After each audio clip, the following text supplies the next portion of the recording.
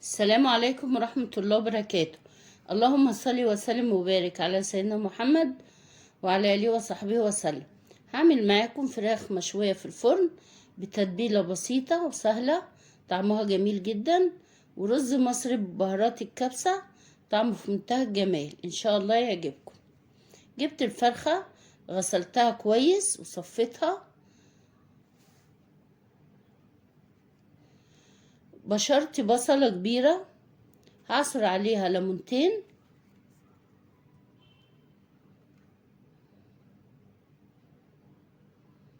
هحط معلقتين كبار خل، وبعدين احط نص معلقة صغيرة فلفل اسود وكزبرة وبابريكا ومعلقة صغيرة بهارات فراخ مشوية، اضيفها على البصلة ومعلقة صغيرة ملح، واقلب كل ده واتبل بيه الفرخة.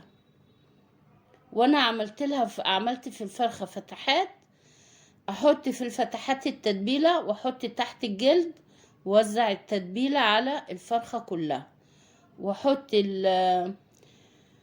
احطها في فرن ساخن مفتوح من فوق ومن تحت على درجة حرارة هادية، واحطها في الرف اللي في الوسط واسيبها لمدة ساعة بالظبط تستوي على نار هادية.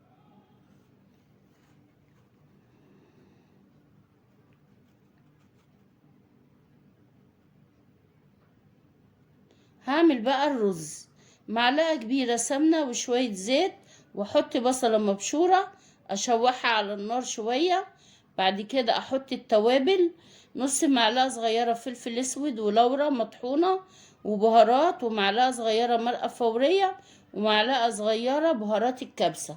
بعد كده اغسل الرز واحطه في الحلة واقلبهم كويس، وبعد كده احط المية المغلية